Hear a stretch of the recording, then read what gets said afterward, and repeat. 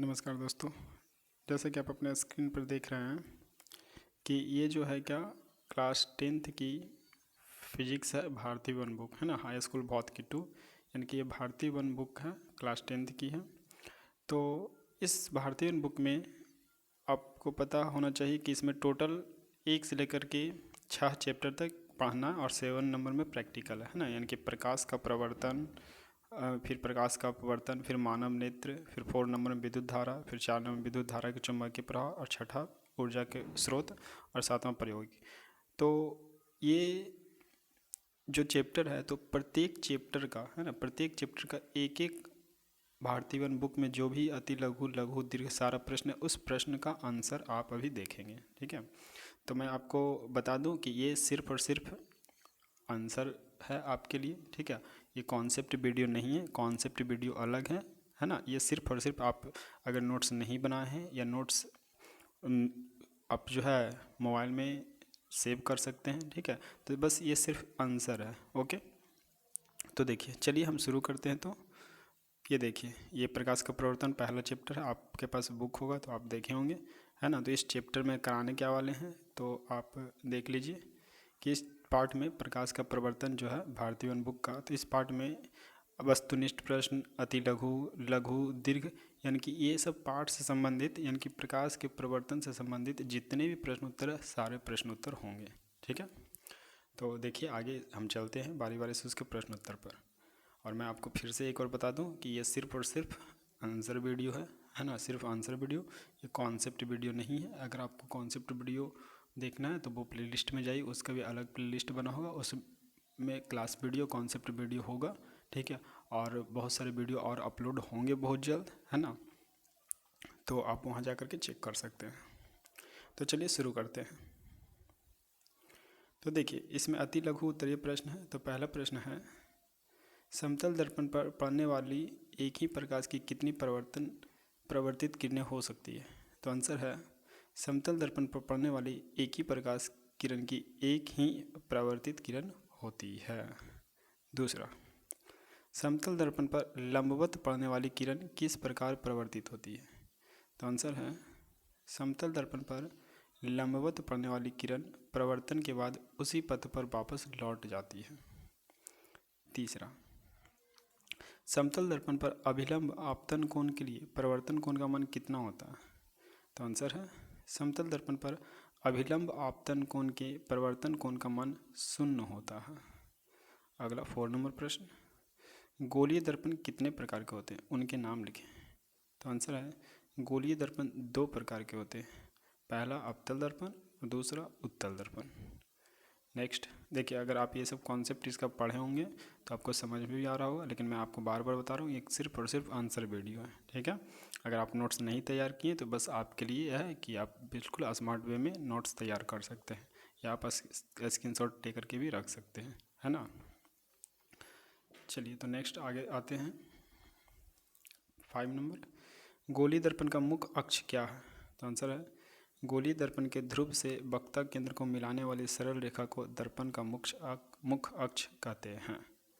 Next 6 number प्रश्न, अवतल दर्पण के मुख्य फोकस की परिभाषा लिखें। तो आंसर है, अवतल दर्पण के मुख्य फोकस, अवतल दर्पण के मुख्य अक्ष के समानांतर आपतित सभी किरणें दर्पण से परावर्तन के बाद मुख्य अक्ष के जिस बिंदु पर अभिसरित होती है, उस बिंदु को अवतल दर्पण का मुख्य फोकस कहते हैं। चलिए नेक्स्ट 7 नंबर प्रश्न, गोलीय दर्पण की वक्र त्रिज्या से आपका क्या तात्पर्य होता है।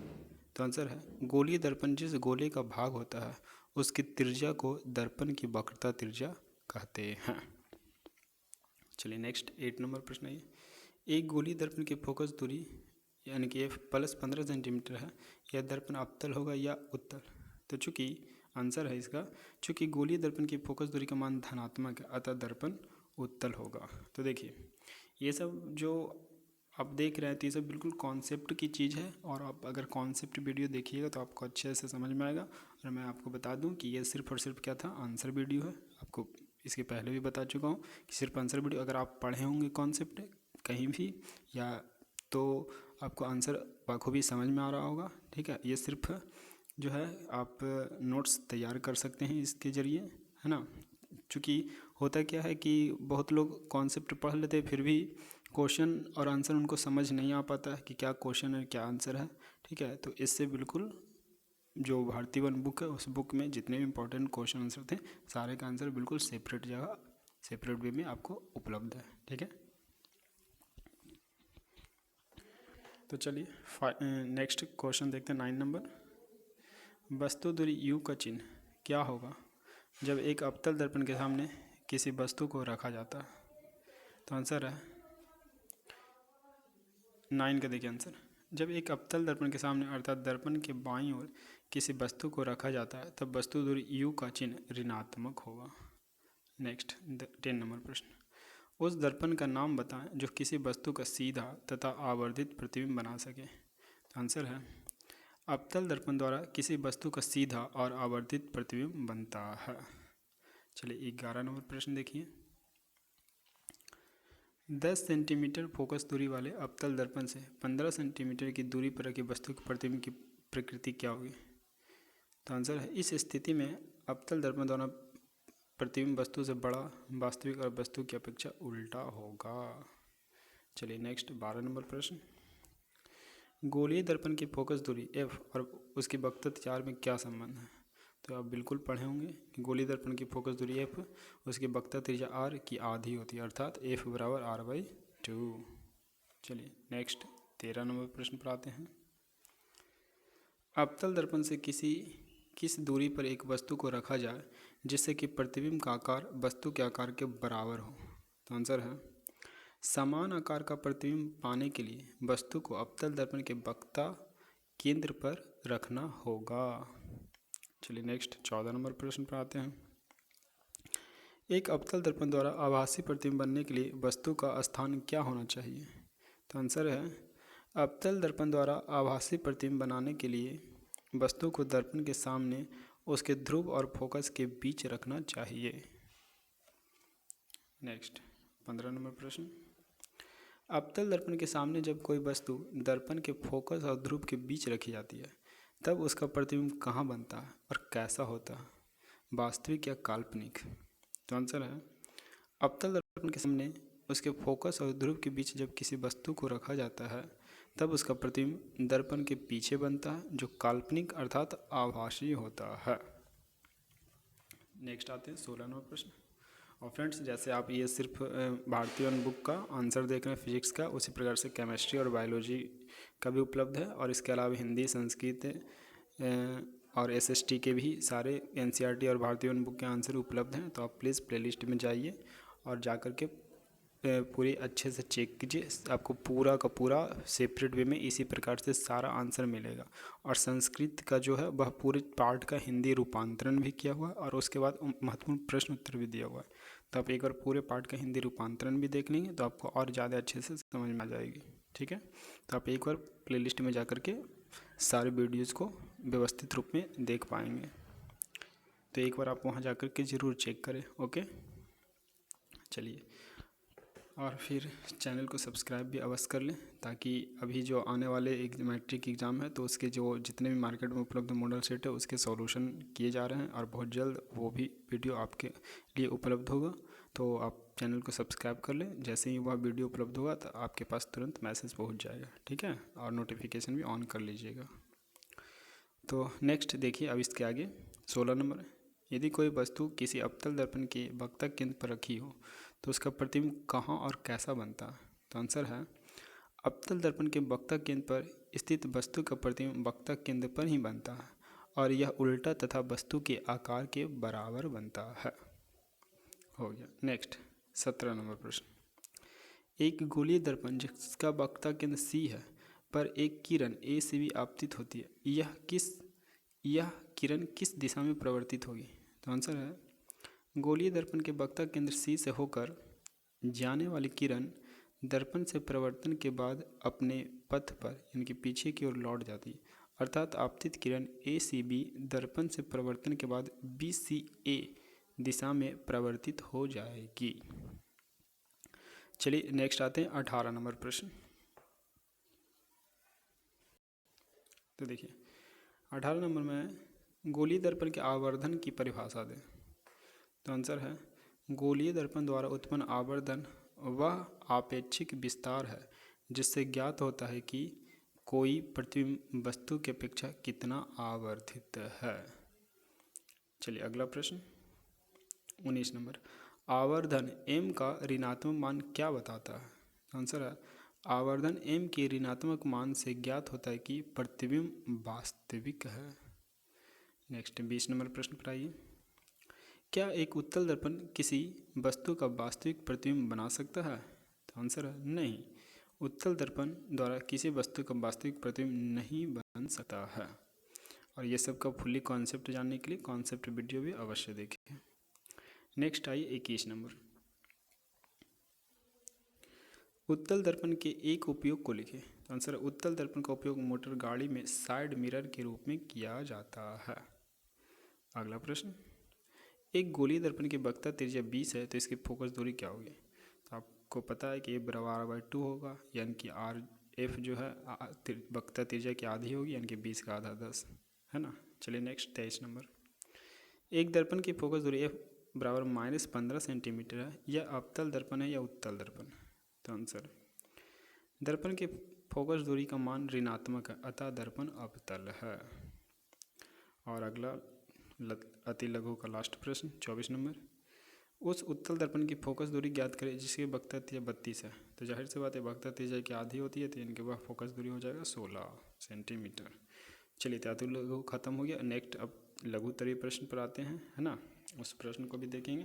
देखिए भारतीय वन में जितने भी इंपॉर्टेंट प्रश्न उत्तर दिए हुए हैं सारे प्रश्न उत्तर आपके पास इनके आपके स्क्रीन पर दिख रहा होगा और आप इसे नोट्स करते चलें, क्योंकि देखिए आप अगर पूरे एक एक चैप्टर का इतने प्रश्न जान जाएंगे और बना लेंगे तो बस इससे ज़्यादा फालतू एग्ज़ाम में आना ही नहीं है और ना ही आएगा, ठीक है। इतना से ज़्यादा कुछ नहीं आएगा।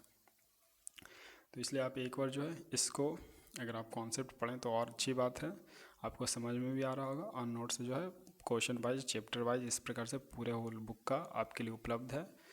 फिजिक्स का, केमिस्ट्री का, बायोलॉजी का भी, है ना, तीनों उपलब्ध है। और फिर इसके अलावा हिंदी का भी NCERT बुक का आंसर उपलब्ध है। संस्कृत, तो संस्कृत का भी जो NCERT बुक है उसका पूरा पार्ट का तो हिंदी रूपांतरण है और उसके बाद फिर उसके क्वेश्चन आंसर है, तो वो तो और भी बेहतरीन है ना। उसी प्रकार से इंग्लिश भी है और SST, हिस्ट्री, ज्योग्राफी, सिविक्स ये सब भी उपलब्ध है ना। और क्लास 12th के लिए भी 100 मार्क्स हिंदी और इंग्लिश जो है उसके क्वेश्चन आंसर उपलब्ध है। और हिस्ट्री, ज्योग्राफी, सिविक्स ये सब की NCERT बुक का आंसर उपलब्ध है ना। तो बहुत कुछ है, आप जो है प्लेलिस्ट पर एक बार जाकर के चेक अवश्य करें। तो चलिए चलते हैं इसके लघुत्तरीय प्रश्न पर। तो लघुत्तरीय का पहला प्रश्न है, प्रकाश के प्रवर्तन के नियम को लिखें। तो आंसर है प्रकाश के प्रवर्तन के 2 नियम हैं। पहला, आपतित किरण, प्रवर्तित किरण और आपतन बिंदु पर दर्पण की सतह पर से खींचे गए अभिलंब सभी एक ही तल में होते हैं। और दूसरा नियम है आपतन कोण प्रवर्तन कोण के बराबर होता है, यानी कि I=R हो गया। नेक्स्ट दूसरा प्रश्न, एक समतल दर्पण द्वारा उत्पन्न आवर्धन +1 है, इसका क्या अर्थ है। तो आंसर है समतल दर्पण द्वारा उत्पन्न आवर्धन 1 है का अर्थ है कि वस्तु का आकार और दर्पण द्वारा बने प्रतिबिंब का आकार समान अर्थात बराबर है। फिर आवर्धन के धनात्मक चिन्ह यानी कि +1 का अर्थ है कि समतल दर्पण द्वारा बना प्रतिबिंब सीधा तथा आभासी होता है। चलिए नेक्स्ट 3 नंबर प्रश्न को देखते हैं, काल्पनिक प्रतिबिंब किसे कहते हैं। तो आंसर है काल्पनिक प्रतिबिंब वहाँ पर बनता है जहाँ दर्पण से प्रवर्तन के बाद प्रवर्तित किरणें कटती हुई प्रतीत होती है जब उन्हें पीछे की ओर बढ़ाया जाता है। इसलिए काल्पनिक प्रतिबिंब को पर्दे पर प्राप्त नहीं किया जा सकता। काल्पनिक प्रतिबिंब वस्तु की अपेक्षा हमेशा सीधा होता है। चलिए नेक्स्ट 4 नंबर प्रश्न देखिए, करें एक वस्तु को किसी अवतल दर्पण के सामने फोकस और वक्ता केंद्र के बीच रखा जाता है, उसका प्रतिबिंब कहाँ बनेगा। तो जैसा कि इसमें फिगर आप देख रहे हैं कि जब वस्तु अवतल दर्पण के सामने अर्थात बाईं ओर दर्पण के फोकस F और वक्ता केंद्र C के बीच रखा जाता है तब प्रतिबिंब दर्पण के वक्ता केंद्र और अनंत के बीच बनता है, अर्थात वक्ता केंद्र से परे बनेगा, यानी कि चित्र में आप देख सकते हैं। चलिए नेक्स्ट 5 नंबर प्रश्न करा अवतल दर्पण का वक्ता केंद्र क्या है? अवतल दर्पण के वक्ता केंद्र पर रखी वस्तु का कैसा प्रतिबिंब बनता है? तो आंसर है अवतल दर्पण का वक्ता केंद्र जो है, अवतल दर्पण जिस खोखले गोले का भाग होता है उस खोखले गोले के केंद्र को अवतल दर्पण का वक्ता केंद्र कहते हैं। अवतल दर्पण के वक्ता केंद्र पर रखी वस्तु का प्रतिबिंब वक्ता केंद्र पर ही बनता है। यह प्रतिबिंब वास्तविक, उल्टा और वस्तु के आकार के बराबर होता है। चलिए नेक्स्ट 6 नंबर प्रश्न देखिए। अनंत और वक्ता केंद्र के बीच रखी वस्तु का अवतल दर्पण से बने प्रतिबिंब का निर्धारण एक स्वच्छ किरण आरेख खींचकर करें। तो आप फिगर देख रहे होंगे, आंसर है जब वस्तु अवतल दर्पण के वक्ता केंद्र और अनंत के बीच अर्थात वक्ता केंद्र से परे रहती है तब प्रतिबिंब दर्पण के वक्ता केंद्र और मुख्य फोकस के बीच बनता है। यह प्रतिबिंब वास्तविक, उल्टा और वस्तु से छोटा बनता है, जैसा कि आप चित्र में देख रहे हैं। चलिए नेक्स्ट 7 नंबर प्रश्न देखते हैं। क्या कारण है कि सोलर कुकर में अवतल दर्पण का व्यवहार किया जाता है? तो आंसर है सोलर कुकर में बड़े बड़े अवतल दर्पणों का व्यवहार किया जाता है क्योंकि वे सूर्य से आने वाली प्रकाश की समानांतर किरणों और उन किरणों के साथ आने वाली ऊष्मीय विकिरण को दर्पण फोकस पर अभिसरित करती है। चलिए नेक्स्ट 8 नंबर प्रश्न देखिए। करा 15 सेंटीमीटर फोकस दूरी के अवतल दर्पण का उपयोग कर हम किसी वस्तु का सीधा प्रतिबिंब प्राप्त करना चाहते हैं। वस्तु की दर्पण से दूरी का परिसर रेंज क्या होना चाहिए? प्रतिबिंब की प्रकृति कैसी होगी? प्रतिबिंब वस्तु से बड़ा होगा अथवा छोटा? तो आंसर है अभिष्ट प्रतिबिंब प्राप्त करने के लिए अवतल दर्पण के ध्रुव से वस्तु की दूरी 15 सेंटीमीटर से कम होनी चाहिए। ऐसी स्थिति में अवतल दर्पण द्वारा प्राप्त प्रतिबिंब की प्रकृति काल्पनिक होगी और यह प्रतिबिंब का आकार जो वस्तु से बड़ा होगा। नेक्स्ट 9 नंबर प्रश्न। एक स्पष्ट किरण आरेख द्वारा अवतल दर्पण में काल्पनिक एवं आवर्धित प्रतिबिंब का बनना दिखाएं। तो देखिए आंसर है, फिगर आप देख रहे होंगे कि काल्पनिक प्रतिबिंब अवतल दर्पण में तभी बनता है जब वह फोकस और ध्रुव के बीच होता है। तो वही फिगर में दिख रहा हो आपको। आंसर है 9 नंबर का अवतल दर्पण के सामने अर्थात बाईं ओर उसके मुख्य फोकस और ध्रुव के बीच जब किसी वस्तु को रखा जाता है तब उसका सीधा प्रतिबिंब दर्पण के पीछे बनता है। यह प्रतिबिंब काल्पनिक और वस्तु से बड़ा अर्थात आवर्धित होता है। नीचे किरण आरेख में OA वस्तु है जो अवतल दर्पण के ध्रुव P और उसके मुख्य फोकस F के बीच स्थित है और IB दर्पण द्वारा बना अभिष्ट प्रतिबिंब है ना। तो फिगर आप देख रहे होंगे। चलिए नेक्स्ट इसका 3 नंबर प्रश्न देखते हैं। अवतल दर्पण के उपयोग को बताएं। तो आंसर है अवतल दर्पण के उपयोग पहला हजामती दर्पण के रूप में किया जाता है।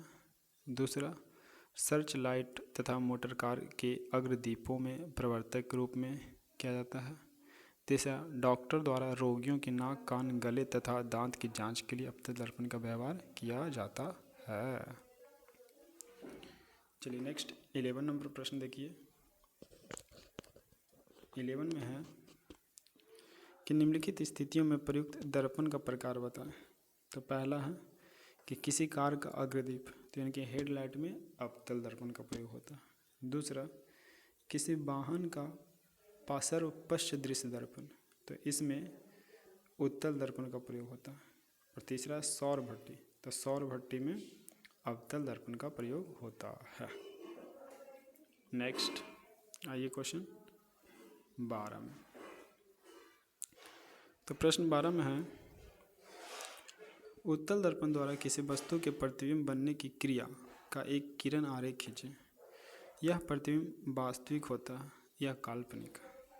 तो आंसर होगा उत्तल दर्पण द्वारा किसी वस्तु के प्रतिबिंब बनने की क्रिया का किरण आरेख नीचे दिए गए चित्र में दिखाया गया है। जैसे कि आप चित्र देख रहे हैं जिसमें OA वस्तु है और IB उसका उत्तल दर्पण द्वारा प्राप्त छोटा और सीधा प्रतिबिंब है। यह प्रतिबिंब काल्पनिक या आभासी होता है, जैसे कि आप फिगर में देख रहे हैं। ठीक है, नेक्स्ट इसका आइए 13 नंबर प्रश्न। तो उत्तल दर्पण का वाहनों के पश्च दृश्य दर्पण के रूप में वरीयता क्यों देते हैं? तो आंसर उत्तल दर्पण का वाहनों में पश्च दृश्य के रूप में वरीयता देने के निम्नलिखित कारण है। पहला है उत्तल दर्पण द्वारा किसी वस्तु का हमेशा सीधा प्रतिबिंब बनता है, तथा दूसरा है उत्तल दर्पण से विस्तृत दृष्टि क्षेत्र का छोटा सा प्रतिबिंब बनता है। तो देखिए इस प्रकार से आप लघु उत्तरीय प्रश्न देखें।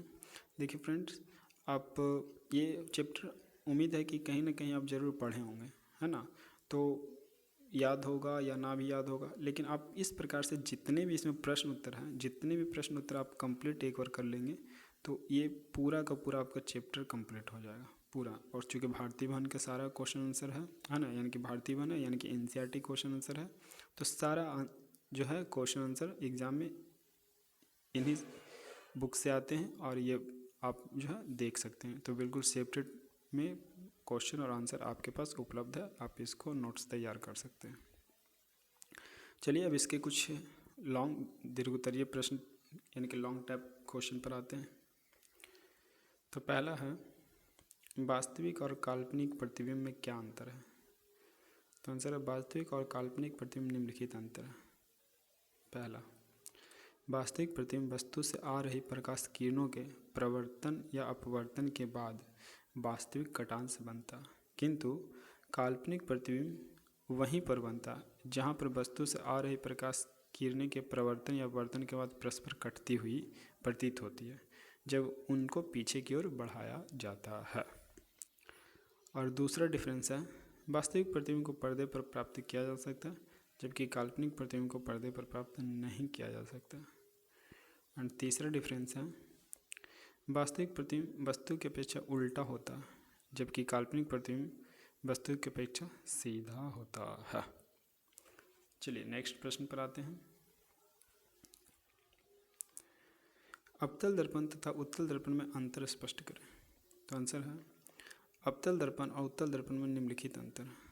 पहला, अवतल दर्पण से प्रकाश का प्रवर्तन दर्पण की भीतरी सतह से होता है जबकि उत्तल दर्पण में प्रकाश का प्रवर्तन दर्पण की बाहरी सतह से होता है। दूसरा, बड़ा और सीधा प्रतिबिंब तब बनता है जब वस्तु दर्पण के निकट है, परंतु प्रतिबिंब बड़ा या छोटा तथा उल्टा तब बनता है जब वस्तु दर्पण से दूर है, तब दर्पण अवतल होता है। एंड तीसरा डिफरेंस है यदि किसी वस्तु का प्रतिबिंब हमेशा छोटा और सीधा बनता है तब समझा जाता है कि दर्पण उत्तल है। चलिए नेक्स्ट 3 नंबर प्रश्न पर आते हैं, यानी कि दीर्घोत्तरीय टाइप क्वेश्चन है। तो यदि आप एक चमकीले कागज से ढके एक बेलनाकार खंभे के सामने खड़े हैं तो बताएं कि इस प्रकार से बने बेलनाकार दर्पण में आप अपना किस प्रकार का प्रतिबिंब देखेंगे। तो आंसर है यह माना जा सकता है कि एक बेलनाकार दर्पण एक समतल दर्पण तथा उत्तल दर्पण का संयोजन है। ऊर्ध्वाधरता एक बेलनाकार दर्पण एक समतल दर्पण जैसा और क्षैतिजता यह एक उत्तल दर्पण की तरह कार्य करेगा। अतः ऐसे दर्पण में प्रतिबिंब की लंबाई आपकी लंबाई के बराबर होगी, परंतु आपके शरीर की चौड़ाई से दर्पण में बने प्रतिबिंब के शरीर की चौड़ाई कम होगी। इसलिए ऐसे दर्पण में जब आप अपना प्रतिबिंब देखेंगे तो आपका चेहरा और शरीर पतले दिखाई देंगे। नेक्स्ट 4 नंबर प्रश्न पर आते हैं। करा आपको 3 दर्पण अवतल उत्तल तथा समतल दिए गए, बिना उन्हें छुए आप कैसे पहचानेंगे। ये NCERT का प्रश्न है ना। तो आंसर है बिना छुए दर्पणों के पहचान के लिए उनके सामने बारी बारी से एक वस्तु जैसे अपनी एक अंगुली लाते हैं और दर्पण से अंगुली को दूर हटाते हुए दर्पण में बने प्रतिबिंब का अवलोकन करते हैं, है ना।